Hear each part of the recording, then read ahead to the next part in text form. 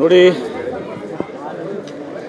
ಹಿಂದೆ ನಾವು 2004ರಲ್ಲಿ ಪ್ರಪ್ರಥಮ ಬಾರಿಗೆ BID ಸಂಸ್ಥೆಯ ಫಗ್ಗೋಲ್ಕಟ್ಟೆ ಇಂಜಿನಿಯರಿಂಗ್ ಕಾಲೇಜಿನಿಂದ ನಾವು ಕೆರೆ ತುಂಬು ಯೋಜನೆಯನ್ನು ರೂಪಿಸಿದ್ವಿ.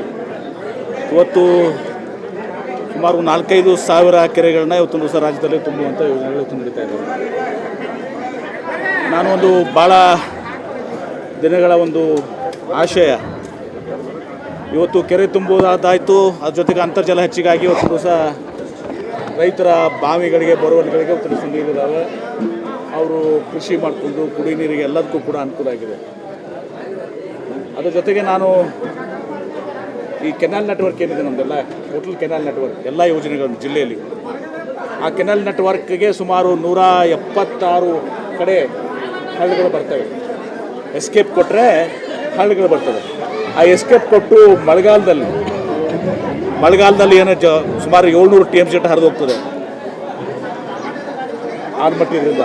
ಆ ಸಂದರ್ಭದಲ್ಲಿ ನಾವು ಮಳೆಗಾಲದಲ್ಲಿ ಈ ಎಸ್ಕೇಪ್ ಮೂಲಕ ಈ ಎಲ್ಲ 176 ಏನು ಹಳ್ಳಗಳಿದ್ದಾವೆ, ಆ ಹಳ್ಳಗಳಿಗೆ ನೀರನ್ನು ಹರಿಸಿ ಪ್ರತಿ 1000 ಮೀಟ್ರಿಗೆ ಒಂದು ಚೆಕ್ ಡ್ಯಾಮ್, ಅಂದರೆ ಆ ನೀರು ಬರೀ ಸುಮ್ಮನೆ ಹಳ್ಳಕ್ಕೆ ಪ್ರಾರಂಭದಿಂದ ಕಡೆಯವರೆಗೆ ನೀರು ಬರೀ ಹರಿದು ಹೋಗುವಂಥದ್ದಲ್ಲ.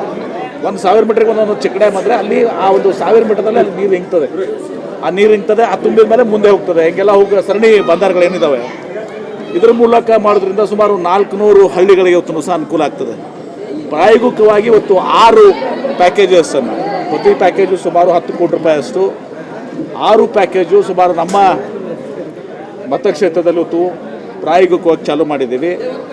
ಅದನ್ನು ಇವತ್ತು ನಾವು ಭೂಮಿ ಪೂಜೆ, ನಮ್ಮ ಮತಕ್ಷೇತ್ರ ಸುಮಾರು 10 ಪ್ಯಾಕೇಜ್ ಬರ್ತದೆ, ಸುಮಾರು 90 ಕೋಟಿ ರೂಪಾಯಿಯಷ್ಟು ಆಗುತ್ತೆ, 90 ಕೋಟಿ ರೂಪಾಯಿಯಷ್ಟು ಇದಾಗ್ತದೆ. ಮತ್ತು ಉಳಿದೆಲ್ಲ ಮತಕ್ಷೇತ್ರಗಳು ಸುಮಾರು 170 ಕೋಟಿಗಳಾಗ್ತದೆ.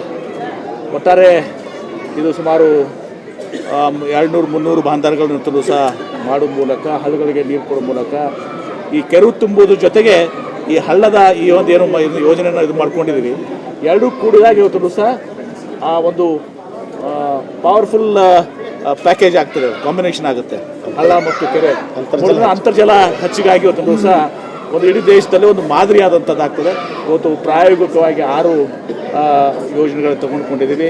ನಮ್ಮ ಮತಕ್ಷೇತ್ರದಿಂದ 4 ಆಗಬೇಕು. ಇನ್ನುಳಿದ ಮತಕ್ಷೇತ್ರದಲ್ಲೂ ಕೂಡ ಸುಮಾರು ಉಳಿದ ಪ್ಯಾಕೇಜಸ್ ಎಲ್ಲ ಮಾಡೋ ಮೂಲಕ ಇದನ್ನು ನಾವು ಇಡೀ ಜಿಲ್ಲೆಗೆ ಈ ಇದನ್ನು ಮಾಡೋದ್ರಿಂದ ಇವತ್ತು ವಿಜಯಪುರ ಜಿಲ್ಲೆ ಇಡೀ ಭಾರತ ದೇಶದಲ್ಲಿ ಅಂತರ್ಜಲದ ಮಾದರಿಯಲ್ಲಿ ಇವತ್ತು ದಿವಸ ನಾವು ಒಂದು ಅಗ್ರಗಣ್ಯ ಸ್ಥಾನದಲ್ಲಿರ್ತೀವಿ. ಇಡೀ ದೇಶ ನಮ್ಮನ್ನು ನೋಡುವ ಇವತ್ತು ದಿವಸ ಕಲಿಯುವಂಥ ಒಂದು ಅವಕಾಶ ಬರ್ತದೆ.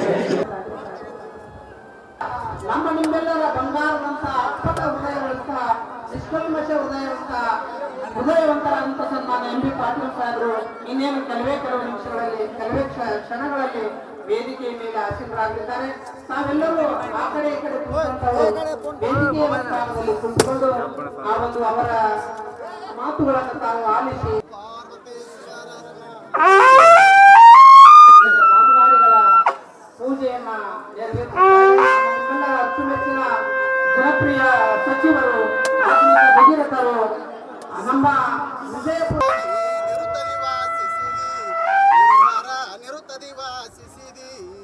ಗುರು ರಾಜಸಿದ್ಧ ರೂಢ ಸಮರ್ಥ ಬೆಳಗುವೆನ ವೃತ್ತಿಯ ಗುರುಹರ ಬೆಳಗುವೆನ ಅರ್ಥವ ಬೋಧಿಸಿದಿ, ಗುರುಹರ ಅರ್ಥವ ಬೋಧಿಸಿದಿ.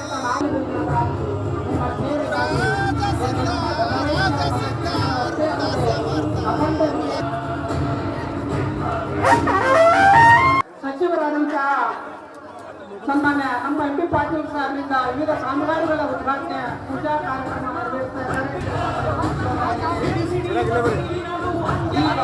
ನಮ್ಮ ಸನ್ಮಾನ್ಯ MB ಪಾಟೀಲ್ ಸಾಹೇಬರ ಆ ಭಾಷಣವನ್ನು ಆಲಿಸಿ ನಿಮ್ಮ ವೇದಿಕೆಗಳಿಗೆ ಅವರಿಗೆ ಓಮಳೆಯ ಸಮರ್ಪಣೆ ಎಲ್ಲ ಪ್ರೀತಿಯ ಆಶೀರ್ವಾದ ಸದಾ ಅವರಿಗೆ ಒಂದು ಪ್ರೀತಿ ಹೀಗೆ ಇರಲಿ ಅಂತ ಹೇಳಿ ಪ್ರಾರ್ಥಿಸ್ಕೊಳ್ತಾ ಈಗಾಗಲೇ ಸನ್ಮಾನ್ಯ MB ಪಾಟೀಲ್ ಸಾಹೇಬರು ವೇದಿಕೆ ಮೇಲೆ ಆಗಮಿಸ್ತಾ ಇದ್ದಾರೆ.